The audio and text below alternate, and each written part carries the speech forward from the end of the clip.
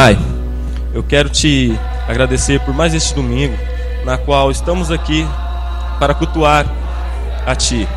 Nós sabemos que o culto ele é diário, que o culto continua lá fora, mas hoje é um dia marcado na qual nós nos reunimos aqui e todos juntos louvamos a Ti. Que o Senhor possa nos ajudar a abandonar tudo aquilo que não Te agrada, que nós possamos abandonar tudo que temos, pois Cristo é o nosso alvo.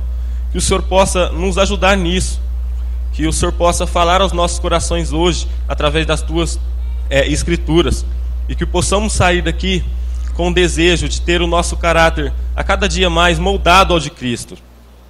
Que o Senhor possa nos encorajar a sair daqui com o desejo de viver somente para Ti. Viver somente para Ti, Senhor. Que nada venha roubar o Seu lugar em nossas vidas.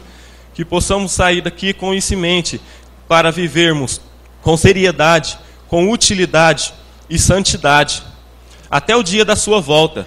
Dia esse na qual nós aguardamos ansiosamente. E que tudo seja para o louvor da glória de Sua graça. Amém.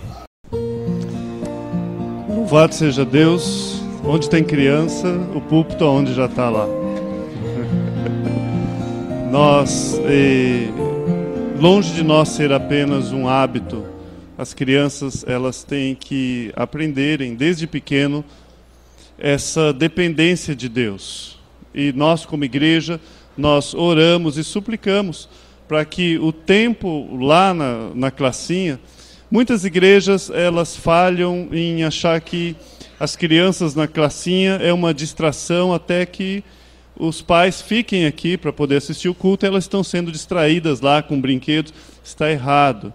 É uma oportunidade de levar o Evangelho, de levar a palavra, de ensinar as nossas crianças no caminho do Senhor. Por isso nós oramos não somente por elas, mas por aquelas pessoas que vão estar instruindo elas neste caminho. Amém? Vamos curvar nossas cabeças, vamos orar. As crianças vão fechar os olhinhos, vamos orar? Pai bendito, nós Te louvamos mais uma vez. Obrigado pelos nossos filhos, ó Pai. Obrigado pelas nossas crianças. Obrigado, Pai, porque num mundo tão hostil, em meio a tantas trevas, o Senhor tem separado os seus. Obrigado mais uma vez, ó Pai, que o Senhor esteja com os professores, esteja com elas, abra os seus corações. Por graça que nós Te suplicamos, em nome de Seu Filho Jesus. Amém. Prontinho, pode ir devagarzinho. Sem correria. Você vai por aqui, bebê?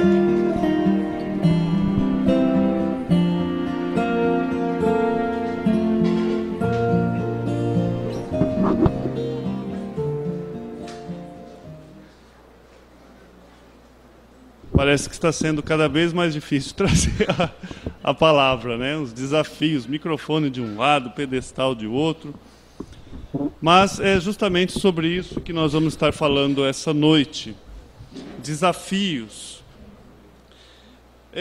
Eu desejo iniciar essa noite uma série de mensagens baseada num livro que eu estou lendo, do Joel Bick. E nós vamos falar um pouquinho sobre vencendo o mundo. Vencendo o mundo. Eu já peço que você abra a sua Bíblia em 1 João, capítulo 5, o verso 4 e 5.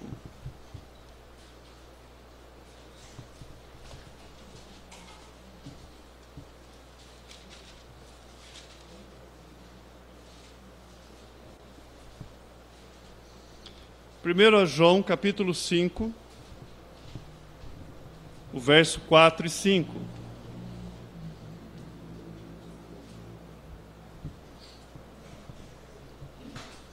A palavra de Deus diz assim: o que é nascido de Deus vence o mundo. O que é nascido de Deus vence o mundo. E esta é a vitória que vence o mundo, a nossa fé. Aí ele faz uma pergunta: quem é que vence o mundo? E ele mesmo responde: somente aquele que crê que Jesus Cristo é Filho de Deus. Somente aquele que crê que Jesus Cristo é Filho de Deus. Nós vamos ver o que significa o mundanismo, praticando uma vida vitoriosa, tornando essa vitória duradoura, porque nós somos inconstantes, aquela vida sobe, desce, nunca aparece, não é isso? Então, você está bem, você está mal, você está bem, você está mal. E uma das características do crente é constância, fidelidade, nós vamos aprender sobre isso. E só a nível de introdução, nós entendemos que o mundanismo tem invadido as igrejas hoje. Por isso eu acho extremamente importante estarmos aprendendo e edificando a igreja sobre esse assunto. Os crentes e as igrejas, individualmente, coletivamente, caem no mundanismo e perde a sua salinidade. O que é isso? O poder de ser sal, o poder de fazer diferença. Jesus falou, vós sois o sal do mundo. E o mundanismo tem adentrado às igrejas e nós temos perdido isso. Então nós vamos, diante desses estudos que nós vamos fazer, nós vamos pedir, antes, vamos orar para que Deus abra os nossos olhos, que caia toda e qualquer máscara e que nós possamos condenar biblicamente o mundanismo. E se há alguma promoção ao mundanismo nessa igreja, isso possa ser vencido através da santidade e de uma vida verdadeiramente piedosa diante de Deus. Vamos orar pedindo? Pai bendito, ó Deus, como nós já cantamos aqui, Tu sondas e nos conheces. É o Senhor quem olha nosso coração. Nós, ó Pai, somos enganados pelo nosso coração. Sua palavra diz que enganoso é o coração do homem. Quem o conhecerá? Não nós, o Senhor. O Senhor, ó Deus, sua palavra vem e diz, eu, o Senhor, esquadrinho os vossos corações. É o Senhor, ó Deus. É o Senhor quem olha e sabe a exatidão dos nossos pensamentos. Ó Deus, mas essa noite nós suplicamos, ó Deus, que essa série de estudo que nós vamos iniciar sobre o assunto verdadeiramente sirva para edificar a sua igreja. Porque se não for um ato da sua graça, de nada adianta, Deus. Por isso nós suplicamos, fale conosco. Ó Deus, que o seu Santo Espírito incomode-nos, abra nossos entendimentos, o nosso coração, para que verdadeiramente haja mudanças que glorifiquem a Ti. Nós Te louvamos essa noite, na Sua dependência, em nome de Seu Filho Jesus. Amém e amém. As coisas mais valiosas da vida, elas não são obtidas e também não são preservadas com facilidades. As coisas mais importantes não é obtida e também não é preservada, ou seja, mantida com facilidade. E isso é real quando nós olhamos quanto ao nosso relacionamento pessoal com Deus. Como é difícil manter isso. Como é difícil você ter um tempo real com Deus todos os dias. Levantar pela manhã e a primeira coisa que você fazer é falar com o seu Deus. Ao final, antes de deitar, você agradecer a Deus. Quando pegar o alimento, ter um coração grato. Como é difícil, como exige esforço, exige tempo, quando nós queremos um casamento norteado pela Bíblia, em que princípios bíblicos é aquilo que rege, que direciona, que norteia o seu casamento.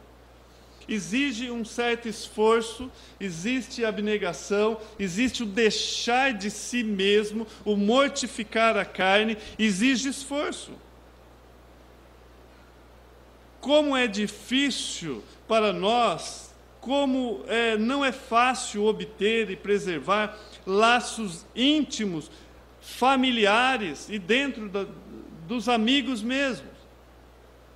Vira e mexe, dentro da própria família, nós quebramos elo, nós estamos brigados com alguém dentro da família, estamos brigados com um amigo. Como é difícil dar manutenção nisso, e conquistar, e reconquistar, e começar novamente do zero. Como é difícil nós termos 100% de aprovação, se assim podemos dizer, na nossa rotina do trabalho. Porque sempre vai aparecer alguma coisa lá no seu trabalho em que vai entrar em conflito com as coisas de Deus. Como é difícil! Como é difícil e como exige esforço você ter um contentamento tão somente em Cristo. Como é difícil abandonar as coisas materiais. Como é difícil você não estar de olho naquilo que tem no shopping center, naquilo que a televisão promove, e tão somente ter esse contentamento por aquilo que Cristo fez e está fazendo por você. Como isso exige esforço, exige tempo. Como é difícil e como exige esforço um estilo de vida disciplinado e comprometido com a igreja e com o reino de Deus. Uma das primeiras coisas que nós falamos quando pisa no seu calo, eu já não vou na igreja. Você chega, alguém sentou na sua cadeira, alguém fez algo que você não gostou. Como é difícil. E nós sabemos que nós perdemos bênçãos por exatamente não observar essas coisas. Nenhuma dessas bênçãos que nós recebemos, ela deve ser entendida como algo imediato ou garantido. Não é assim que funciona. Na nossa vida com Deus, na nossa vida pessoal, nos nossos relacionamentos pessoais, no nosso labor, esse princípio é verdadeiro, ou seja, o caminho da bênção normalmente, ou na maioria das vezes, não é sem dor, não é sem dificuldade. E às vezes, essa dor, se nós observarmos, ela é exatamente porque você está preso na onde não deveria estar, está tão preso que aquilo lhe causa dor.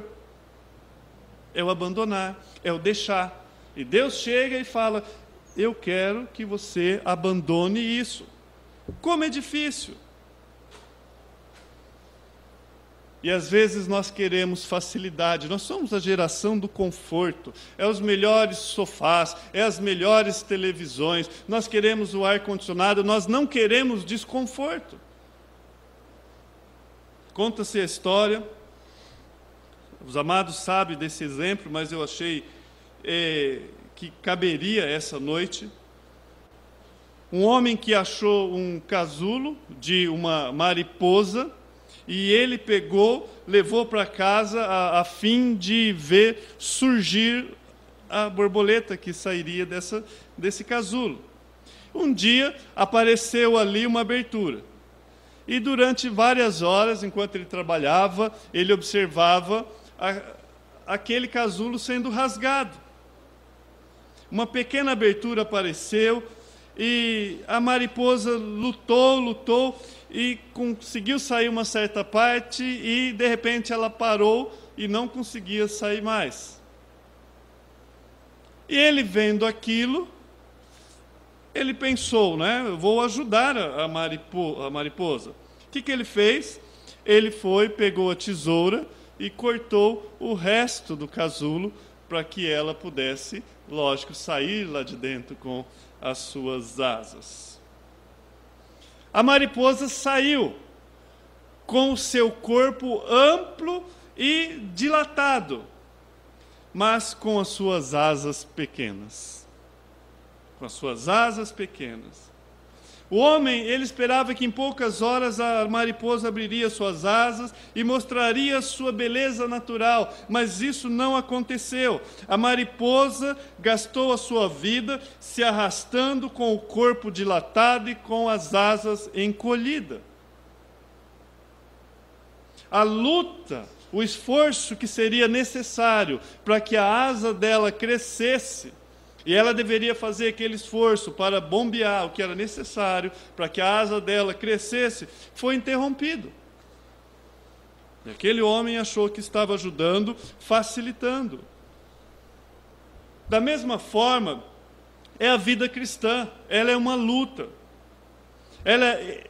Quando nós observamos, de imediato você já vê que ela exige uma entrada por meio de uma porta estreita. E um andar diário, tal qual por um caminho estreito. O caminho cristão não é uma anhanguera, é exatamente um caminho estreito em meio a dois precipícios, que você pode cair de um lado ou de outro. Por isso que Paulo fala, eu corro sim, mas não sem observar as regras. Há regras. Envolve um viver pela fé, uma autorrenúncia, envolve travar uma guerra, uma batalha santa em um mundo hostil. É uma guerra árdua porque o mundo, ele não luta com justiça ou clareza, não aceita cessar fogo, não assina tratado de paz, é o tempo todo lutando contra você. Não é um inimigo que vai obedecer regras. Ele vai puxar o cabelo, ele vai passar a rasteira, ele vai fazer o que é necessário para te jogar no chão. É esse o inimigo que nós enfrentamos, que é o mundo. Vamos examinar, volte um pouquinho aí, em 1 João, o verso 2, o capítulo 2, aliás, o verso 15, nós já vamos ler. E o 17. Quando nós observamos a primeira leitura, ou aquilo que nós lemos, João, ele disse o seguinte, porque o que é nascido de Deus é o que vence o mundo, e nós queremos vencer esse inimigo, que é o mundo, ou troque mundo por mundanismo, nós queremos vencer. Agora, ele vai dizer isso, que o que vence o mundo é aquele, senão, que é nascido do Filho de Deus. Mas vamos considerar, então, aquilo que ele vem falando um pouquinho antes, quando ele encoraja a fugir do mundanismo. 1 João, capítulo 2, o verso 15, vai dizer assim, não ameis o mundo, nem as coisas que há no mundo. Se alguém amar o mundo, o que acontece? O amor do Pai não está nele. Isso vai atrapalhar até a sua adoração. Amigos do mundo, inimigos de Deus. Como você está adorando a Deus se você ama mais o mundo do que ama a Deus? O amor do Pai não está nele. Porque tudo que há no mundo, a concupiscência da carne, a concupiscência dos olhos, a soberba da vida, não procede do Pai, mas procede da onde? Do mundo. Então, no mundo você vai ter concupiscência da carne, concupiscência dos olhos, soberba da vida, isso não vem de Deus, vem do mundo. E aí, o apóstolo João vai dizer, ora, o mundo passa, bem como a sua concupiscência. Aquele, porém, que faz a vontade de Deus, o que acontece com ele? Permanece para sempre. Você é dos que vai permanecer para sempre? Ou você desfruta dos pecados transitórios que o mundo pode oferecer para você? Nesses dois versículos, João ele vai contrastar, ou ele contrasta, ele faz um contraste entre o amor a Deus e o amor ao mundo. O amor ao Pai e o amor ao mundo. E isso é incompatível, é um contraste. Porque Jesus também disse isso lá em Mateus 6, 24. Ninguém pode servir a dois senhores. Não tem como. Ninguém pode servir a dois senhores, porque ou há de aborrecer um e amar o outro, ou se devotará a um e desprezará outro. Jesus falou, fatalmente você vai entristecer. Quando você fala de vir para a igreja e tem aquela pessoa que não quer que você vá na igreja, o que você está fazendo? Ela vai se entristecer. Você vai deixar de lado. Quando você vai buscar as coisas de Deus, e aquela pessoa que esperava que você apoiasse ela na sua iniquidade, você não apoia, você está aborrecendo ela. Mas se você apoia essa pessoa que está te levando para o mau caminho, essa pessoa que está te seduzindo, essa pessoa que não está nem aí para o seu Deus, para o seu povo que você pertence, para a igreja, para você ser sal nessa terra, para você ser luz, ela não compreende essas coisas, você se envolveu com essa pessoa, João ele vai dizer que você está amando o mundo. E então, isso não deve acontecer, porque nós vemos aqui que quando nós fazemos isso, nós entristecemos ao outro Senhor, que é Deus. Um único amor deve governar a nossa vida. Nós devemos ser uma pessoa de uma única paixão, de um único amor. Nossa vida deve ser uma paixão santa por Deus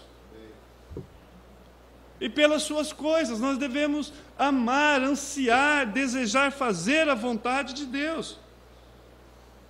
É uma escolha clara. É colocado diante de vós 2 caminhos. Um de vida, outro de morte. Paulo falando do bem e o mal. Que a palavra de Deus nos prepara a poder discernir o que é bom e o que é mal. A mensagem não é difícil, é uma orientação simples, mas o caminho não é fácil. Quantas vezes é necessário pregar sobre a mesma coisa para que você saiba o que é certo? Uma vez. Uma vez. Se você tem que estar insistindo, tem algo errado. Não é para decorar. Não é para decorar, é para ver entendimento e aplicar aquilo na sua vida. E bastava uma vez. Uma vez Deus falando, olha, amigos do mundo, inimigo de Deus, bastava, para mim está bom, uma vez, já compreendi, mas vamos na igreja, e vamos de novo, e por que não há mudanças? O que acontece é que não há uma mudança real em nossas vidas, e nós vamos começar a querer achar razões ou racionalizar alguma coisa, explicações, e então você não vê transformações e você já vai buscar um outro pastor que ele fala melhor, que ele gesticula melhor, e você atribui poder naquilo que não tem poder, sendo que é óbvio, é certo. Para um filho, quando a palavra de Deus diz, filho, honre pai e mãe, não tem dificuldade em compreender isso. E colocar um gravador 24 horas falando no ouvido do filho, honre pai e mãe, se não for o poder de Deus agindo nesse coração, ele não vai fazer. Pode ser o interlocutor, o pastor que for. Ele não vai fazer, precisa poder de Deus, quebrar aquele coração para que a palavra adentre e ele se vergue diante de Cristo Jesus. Não é difícil, quando a palavra de Deus fala, pais, não provoquem a ira dos seus filhos. Maridos, ame a sua esposa. Esposa, se sujeita aos vossos maridos, não é difícil. Nós precisamos buscar em Deus. Senhor, abra o meu coração, verdadeiramente, que eu não possa ser um religioso, que eu possa estar ali, um momento ímpar, que a sua palavra está sendo explanada. Jesus também disse, vigiai e orai para que não entreis em tentação. O espírito, na verdade, está pronto, mas a carne é fraca. O espírito está pronto, a carne é fraca.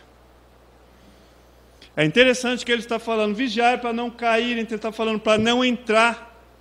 É para não entrar em tentação. É para você não considerar aquele pensamento. Eu tenho um desejo, eu sou fraco por bebida. Ele está falando, olha, ore para que você não vai lá e caia. Não. Para que você não entre. Porque quando você está diante de Deus, quando a sua mente está ocupada com as coisas de Deus, não tem espaço para as coisas do mundo. Não há espaço para Satanás, onde Jesus ocupa o ambiente. Não é tão difícil entender isso. E o vigiar é isso, é no sentido de sentinela. Ali, vigiando o tempo todo. E quando João ele usa essa palavra mundo, que é a palavra grega cosmos, ela tem vários significados ali na Bíblia, mas aqui no Novo Testamento, ele não está se referindo ao mundo físico, flores, pedras, mas ele também não está se referindo a pessoas em si.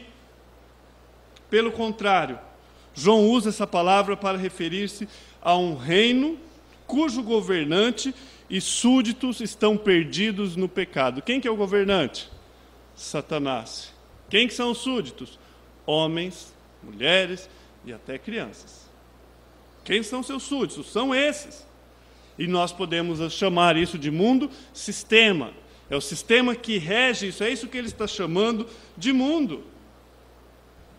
Eles estão perdidos no pecado em total discordância contra tudo que agrada a Deus. Nasceram dessa forma. O apóstolo aqui ele está falando de um reino de trevas de Satanás que inclui todas as pessoas que estão sob o seu domínio e vive de acordo com os padrões do mundo. Então, quando falamos mundo-sistema, talvez fique subjetivo para você. Você imagina uma energia cósmica por aí, Satanás com a sua batuta e um mover satânico, aquelas coisas demoniadas. São pessoas. São pessoas que estão no governo, que faz cartilhinha, ensinando coisas que não devem para as nossas crianças.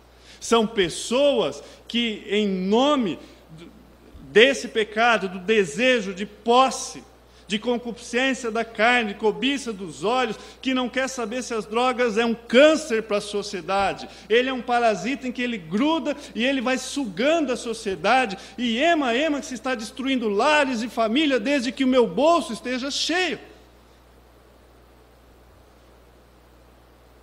São pessoas que não querem saber se tem mãe ou pai preocupado em casa, que estende as suas festas com bebidas em que há jovens, adolescentes e crianças envolvidas com álcool, em que adultos estão passivos disso.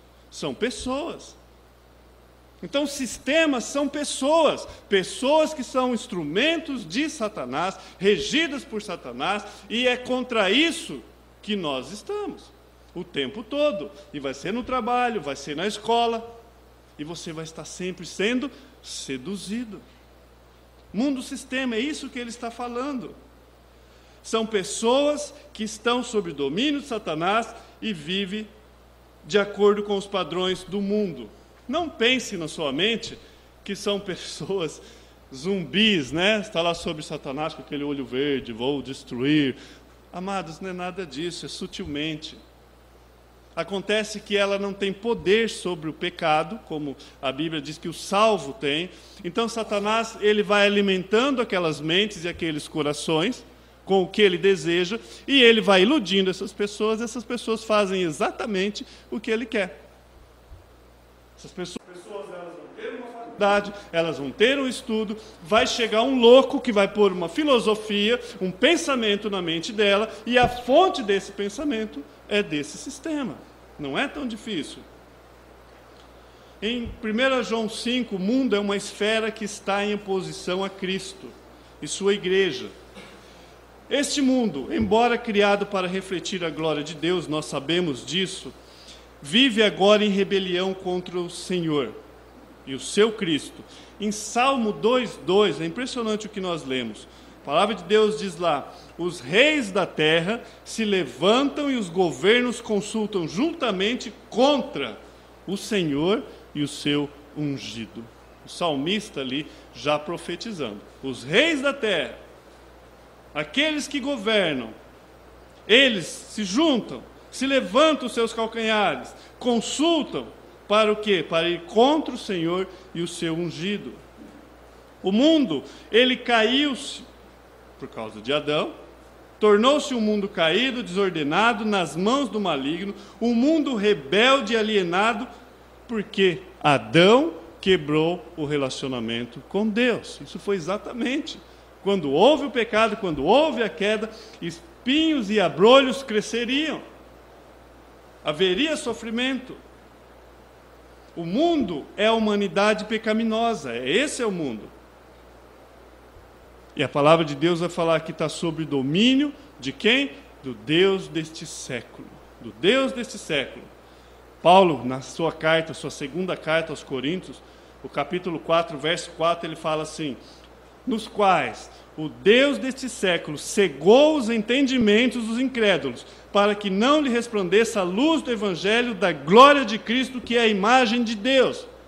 Paulo está falando que Satanás, ele não vai fazer você capotar o carro, ele não tem interesse em te matar.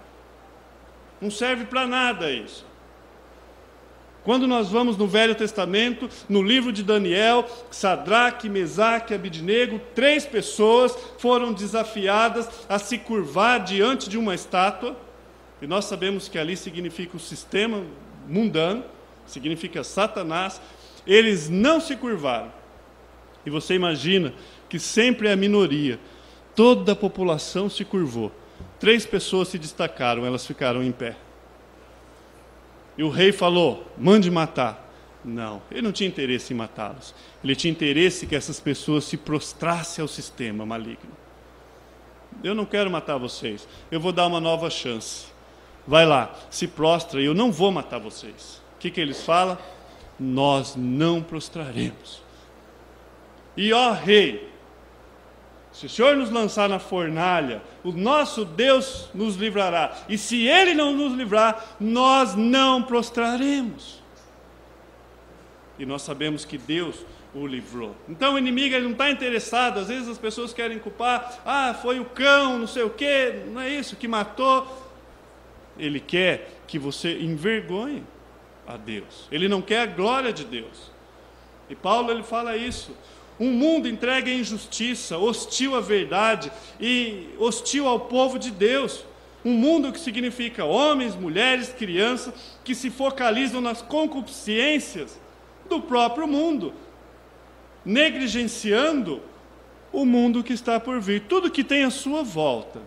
Se essa pessoa, ela não é governada por Deus, se ela não é convertida, se ela não tem submissão, sujeição, temor a Deus, ela é governada por um princípio que governa os demais, que é um foco nas suas concupiscências, no seu desejo.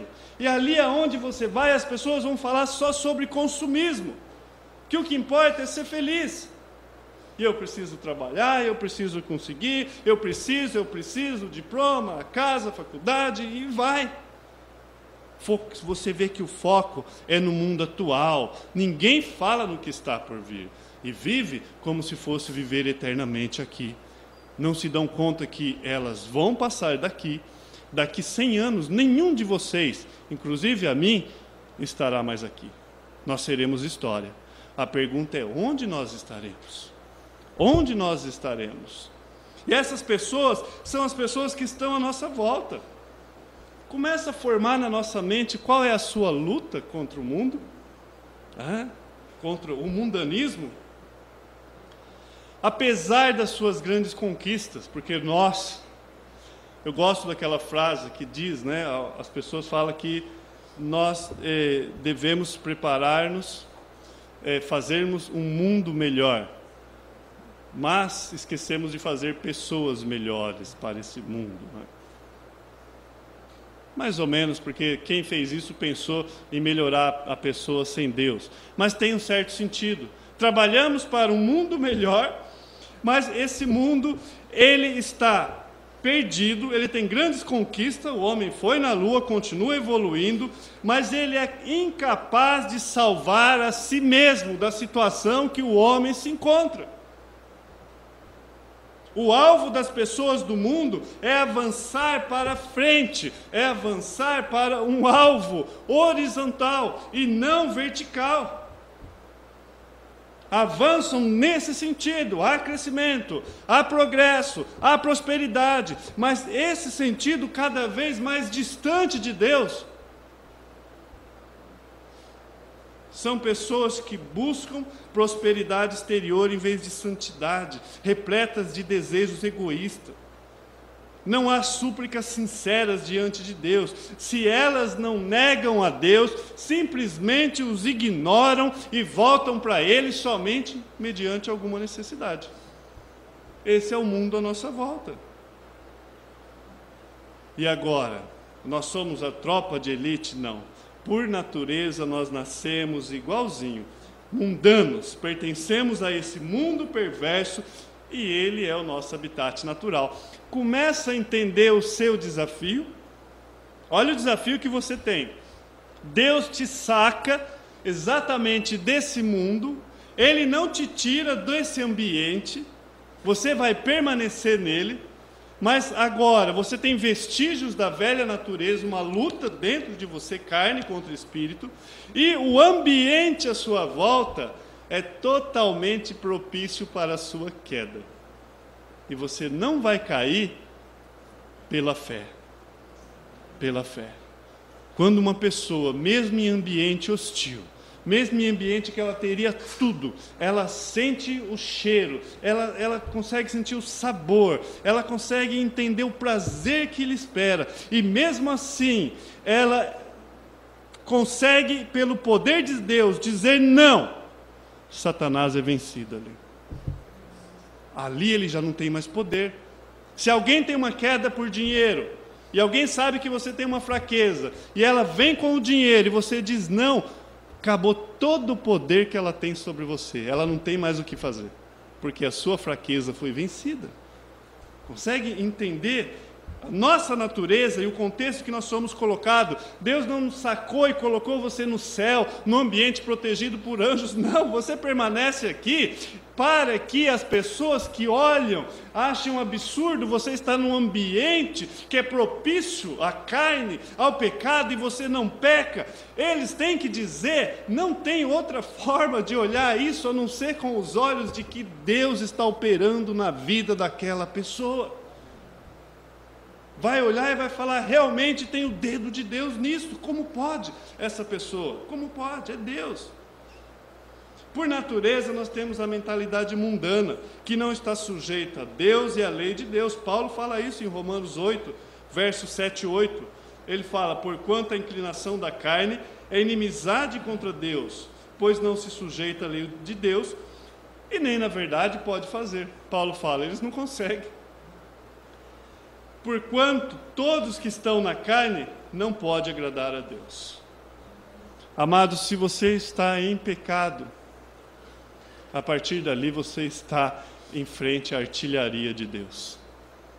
E Paulo vai falar lá em 1 Coríntios, no capítulo 11, fala, olha, julgue a si mesmo, analise você mesmo, para que você não seja julgado por Deus. Ele fala, saia da mira de fogo de Deus. É por isso que nós entendemos que Deus corrige o filho que ama, porque o maior problema do filho em pecado é a ira de Deus sobre ele. E Deus vai direcioná-lo em amor, uma correção, fala, olha, trate o problema do pecado, trate. Assim como somos nutridos pelo cordão umbilical, quando estamos no ventre da nossa mãe, assim também, na velha natureza, estávamos ligados a este mundo desde o nascimento. É assim que funciona. Em Efésios 4,18, Paulo fala assim, isso digo e testifico no Senhor, para que não andeis mais como andam também os outros gentios, na vaidade do seu pensamento. Deus chega essa noite, você poderia guardar só isso, se você colocar em prática, já o nome de Deus é glorificado. Paulo fala, olha, não anda como essas pessoas, entenebrecido no entendimento, separado da vida de Deus pela ignorância que há neles, pela dureza do seu coração. Paulo está falando que o entendimento deles foi obscurecido pela culpa do pecado de Adão que foi transmitido a nós. Ele fala, mas vocês não são mais assim. A palavra de Deus chama nós de iluminados, vós que foram iluminados. Como? Deus trabalhando em nós e abrindo de uma forma miraculosa nossa mente, nosso coração, para que recebêssemos a palavra dele e houvesse compreensão, para que colocasse em prática. Apesar do mundanismo natural, o apóstolo João, ele fala de modo impressionante a respeito da vitória sobre essa desvantagem, porque nós estamos em desvantagem. Se você pensar nessa guerra, nós estamos em desvantagem. Como é difícil.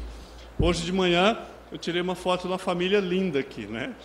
Porque eu gosto às vezes de guardar, né, não só na mente, e são quadros, eu gosto de pensar em quadros. Mas quando eu vejo pessoas aqui, eu entendo milagre, poder de Deus. Às vezes você só vê uma pessoa na igreja, mas você não imagina a luta que houve para que ela estivesse aqui essa noite. A batalha que houve, coisas que passaram na mente. Então, agora Paulo ele vai falar que o nosso entendimento não está mais obscurecido, não está. E João vai falar que todo que é nascido de Deus faz o quê? Vence o mundo. Quem que te dá garantia que você vai vencer o mundo? Deus. Deus chega essa noite e fala: o próprio Deus, aquele que governa sobre todas as coisas, estou junto com você. Cristo disse isso: eis que estarei com vocês todos os dias, até a consumação dos séculos. João, ele usa essa expressão 16 vezes em seu escrito, mais do que todos os outros escritores da Bíblia. Ele vai usar isso, que nós podemos vencer o mundo. Mas, já partindo para o fim, o que significa vencer o mundo? João ele não pretendia dizer que isso significa vencer o mundo no sentido de conquistar pessoas, vencendo batalhas grandiosas, né? Ou ele não se referia a alguém como Alexandre o Grande, que foi conquistando, e depois não havia mais nada para ser conquistado, ele se frustrou. Não é isso que ele está dizendo. Também não significa que nós devemos nos retirar do mundo como um monge. Por que estaria errado a gente talvez construir a nossa própria comunidade? Tudo bem, então vamos fazer o seguinte: vamos construir a nossa comunidade, a gente sai desse mundo pecaminoso. Vamos sair desse bairro aqui, né? Tem um centro de umbanda, tem um ponto de droga, vamos sair daqui então, vamos lá montar num lugar, num rancho, 16 quilômetros daqui, lá é mais santo. Amados, porque o problema está dentro do nosso coração, você está levando o problema junto, somos nós. Você só não está envolvido nesse tipo de coisa que nós achamos, às vezes, bizarra, pela graça de Deus. Não tem como fugir disso. Nós tratamos, e se nós somos regenerados, convertidos, se a Bíblia ela é bem clara, aquele que diz, ou aquele que odeia o seu irmão, o amor de Deus não está nele, ele não ama Deus, é contraditório. Então como que eu posso deixar outras pessoas à minha volta? Como que não há amor por essas pessoas? Um cristão é chamado a lutar neste mundo, embora não seja deste mundo. Tem de viver no mundo, mas não permitir que o mundo viva nele, é diferente. Fugir do mundo não é o mesmo que vencê-lo, é contraditório, você está fugindo. E a Bíblia fala, você pode caminhar, pode caminhar. Fugir do mundo é como um soldado que evita o sofrimento, que foge de um campo de batalha no reino. Não há lugar para dissidente espiritual, ou seja, aquele que discorda da política. Não, eu não vou morrer. Pois os crentes, eles são chamados a uma guerra e não a um piquenique. A Bíblia não está te chamando para um piquenique. Ela fala que haverá essa guerra. Vencer o mundo também não significa que todas as coisas do mundo devem ser santificadas para Cristo. Algumas coisas do mundo podem ser remidas para Cristo, nós podemos falar sobre isso. Mas atividades pecaminosas nunca podem ser santificadas. Algumas pessoas pensam que vencer o mundo é transformar algo que é totalmente mundano para Jesus. Aí vai haver um carnaval, existe o espiritival, já ouviu o tamanho? Ele está tentando o quê? Santificar aquilo, ele acha que venceu o mundo. Não, agora é como se fosse benzer isso virou santo.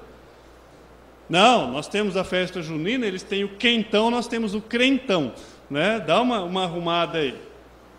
Eles têm o pagode, nós temos o pragode. Não é isso? Tinha o Pirlim Pim Pim que eu cantava no mundo, sensualmente, agora é o Pirlim Pim Pim para Jesus. Como que o mundanismo foi adentrando a igreja? E essas pessoas acham que vai santificando, que muda.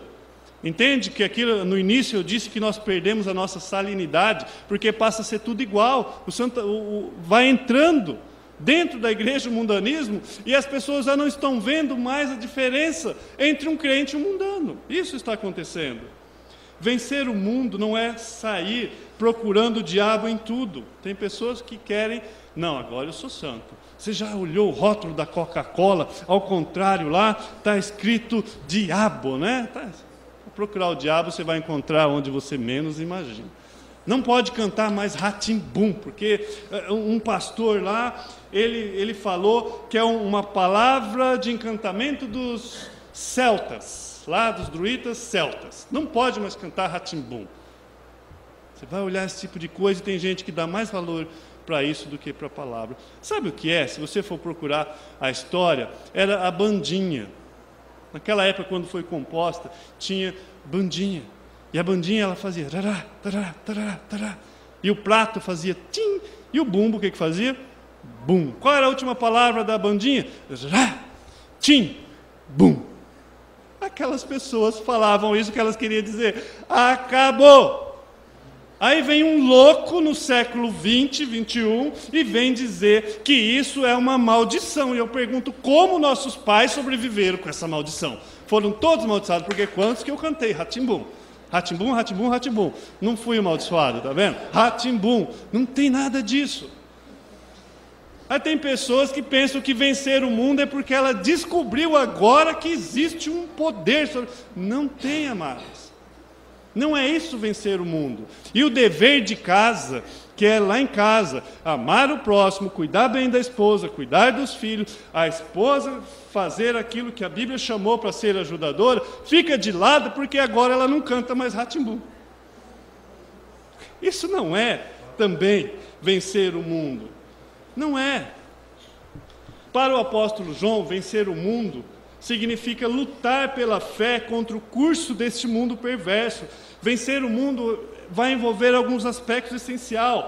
É uma decisão de vencer o mundanismo. Começa com você saindo daqui hoje decidido. Liberdade e perseverança por meio de Cristo. Você sabendo que você pode andar libertamente nesse mundo, ou seja, em liberdade, pelo poder de Cristo, fazendo diferença em meio ao mundo das trevas. É saber que Deus já te deu poder para você se manter acima das circunstâncias mundanas, uma vida de auto-renúncia, cada dia eu deixo um pouquinho mais. Você vai deixando o mundo e você vai adquirindo o reino, e não ao contrário. Aqueles crentes que você vê que o mundo está tomando conta, ou seja, está adentrando. Uma decisão de vencer o mundanismo. Ou seja, você deseja vencer o mundo, você deve compreender algumas coisas. Você vai perceber que você está perdendo quando você está seguindo a mentalidade do mundo, pensando como o mundo pensa, falando como o mundo fala, gastando seu dinheiro e energia em busca de coisas mundanas. Quando você compreende que seus pensamentos, palavras, ações têm sido mundanas e não tem feito nada para a glória de Deus. Quando você vê que você tem sido motivado pela concupiscência mundana, desperdiçado a sua vida com coisas do mundo e deixando as coisas de Deus do lado. Em vez de vencer o mundo, tem sido vencido por ele. O seu egoísmo, o seu materialismo tem te dominado. Se você tem visto essas coisas, você está perdendo. Você não está vencendo o mundo. O mundo tem avançado, ele tem entrado. Alguém que vence o mundo, ele rompe claramente com amigos que o levam para o caminho contrário a Deus. Rompe com atividades, com hábitos. Ele não vai querer agradar aquele amigo que ele sabe que é claro. E às vezes tem desculpa que você vai evangelizar ele. Você não vai evangelizar ele, isso é uma desculpa para que você seja levado para o mau caminho, pela sua concupiscência. Senhor, eu não posso, eu sou fraco, ele vai me levar.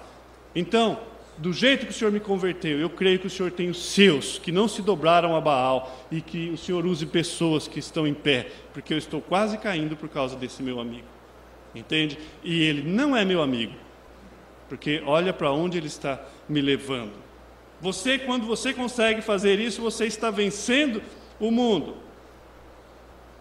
Quando você rompe com atividades e hábitos mundanos.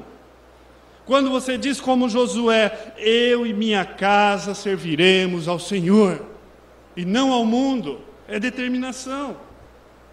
Quando você resolve aceitar a potencial rejeição do mundo, porque as pessoas vão tirar sarro de você, quando você coloca o temor de Deus acima das coisas dos homens, quando você fala, não, eu fico com a glória de Deus, porque às vezes você quer receber a glória dos homens, e as pessoas vão começar a tirar sarro de você. Quando você persevera contra o mundo, exige bastante graça, e a luta é intensa. Se você vai em Romanos capítulo 7, Paulo fala isso, da luta que ele tem. As tentações mundanas nos atraem, as pessoas do mundo nos enganam, o mundanismo interior nos aflige, está trabalhando com algo que você tinha no passado, que Deus já te libertou. E o mundanismo vem e está trabalhando com aquilo lá. Satanás, o regente desse mundo, conhece as nossas fraquezas. E às vezes os ataques podem ser tão fortes que nós deveríamos clamar como Paulo: miserável homem que sou, o desventurado homem que sou, quem me livrará do corpo dessa morte? Amado, pensa a batalha que você está travando. É na sua fraqueza que Satanás vai atacar. Se aquele adolescente, aquele jovem, ele tem uma queda por uma pessoa que não deveria ter, tem grande chance de ter havido uma manipulação. Ele sabe que aquela pessoa, o perfil, a cor dos olhos, o cabelo, o jeito de falar, exatamente, é isso que ele vai trazer. É uma batalha que nós olhando, você fala, não, só pelo poder de Deus. E Paulo, certa vez, lá no capítulo 7, ele fala dessa luta. Pela graça, aquele que deseja vencer o mundo, se esforça com lealdade, se esforça por lealdade a Deus e não ao mundo. Você fala, eu quero ser fiel ao meu Senhor, eu vou vencer. Eu saí essa noite e fui desafiado por isso. Encontramos então liberdade somente em Cristo e servir a Ele e não servir ao mundo. Aquele que deseja vencer o mundo, ele clama, Senhor, Senhor, o Senhor rompeu as minhas candeias, o Senhor me tirou da prisão. Eu suplico, eu não quero voltar novamente para a escravidão do pecado, eu não quero. Paulo aprendeu a viver sobre qualquer situação. E em Filipenses 4:11 nós já aprendemos sobre isso. Ele fala, nem riqueza, nem pobreza, nem tristeza, nem alegria podia afastá-lo do Senhor. Isso é o que significa vencer o mundo. Viver por amor a Cristo, acima das ameaças, seduções e prazeres do mundo. Significa fazer tudo isso e permanecer em paz. Olha que interessante. Você vence o mundo quando você consegue deixar de fazer essas coisas. Significa permanecer mesmo em paz quando amigos e pessoas do trabalho, ou pessoas próximas, te desprezam por causa disso que você está fazendo. As pessoas vão te desprezar. Significa suportar com paciência as perseguições que o mundo lança sobre nós. Se temos de vencer o mundo, não podemos ser amigos do mundo. A primeira coisa que você aprende essa noite. Como você vai vencer alguém que você é amigo? Não tem como. Primeira coisa, você quer vencer o mundo, não tem como ser amigo do mundo. Uma vida de alta renúncia. Ore para resistir à tentação do mundo. Ore, busque com paciência no Senhor. Spurgeon, ele falava, olha, a zombaria, porque ele era muito zombado. Ele falou, olha, a zombaria nunca quebrou nenhum osso meu. Mas se tivesse quebrado, esse seria o osso mais valioso que eu teria no corpo. Ele seria usado para a glória de Deus. As pessoas vão tirar sarro, mas use isso para a glória de Deus. Abraão, um exemplo de renúncia. Deus chamou ele para deixar os seus parentes em Harã. Ele obedeceu e não sabia para onde ia. Ele levou seu sobrinho Ló, certo? Quando chegou o momento, Ló escolheu o mundo, escolheu as planícies. Abraão escolheu a Deus. Ele chegou para Ló e falou: se você escolher a direita, eu vou à esquerda, esquerda e direita. Ló escolheu o que tinha de melhor do mundo. Abraão escolheu servir a Deus e andar nos seus caminhos. Vamos curvar nossa cabeça essa noite? Pai bendito, obrigado por mais essa porção da sua palavra. A sua palavra, ela nos causa desconforto para que alcançamos conforto. Ó Deus, essa noite, eu, Pai, não devo e não tenho capacidade de pesquisar a vida de nenhum. Ó Deus, mas é o Senhor quem sonda os corações. E a começar de mim, Pai, sou feito da mesma massa. Ó Deus, nos ajude a vencermos o mundanismo que tem vencido-nos, que tem adentrado aos nossos lares e às nossas vidas. Ó Espírito Santo, fale aos nossos corações onde temos falhado. Mostra-nos, ó Deus, aquilo que temos feito que te desagrada e nos dê poder para abandonar, ó Deus, por graça, na sua dependência. Que essa semana nós possamos olhar aquilo, Senhor, que o mundo não pode dar, que é a liberdade em Ti. Ó Pai, o mundo nos oferece liberdade, mas por trás disso está a prisão do pecado. Liberte-nos, ó Deus. Use essa igreja em santidade. É os que ouviram essa palavra. Consagre, ó Deus, consagramos a nossa vida diante de Ti essa noite, para que possamos buscar a santificação, sem a qual nós não veremos a Ti. Dê-nos essa semana, Pai, vitória contra o mundo, vitória contra o pecado. Essa é a nossa oração, em nome de Seu Filho Jesus. Amém e amém. Louvado seja Deus. O mesmo que eu digo às crianças, digo: não saia correndo, tem um chá, tem um café, a comunhão faz parte do culto, amém?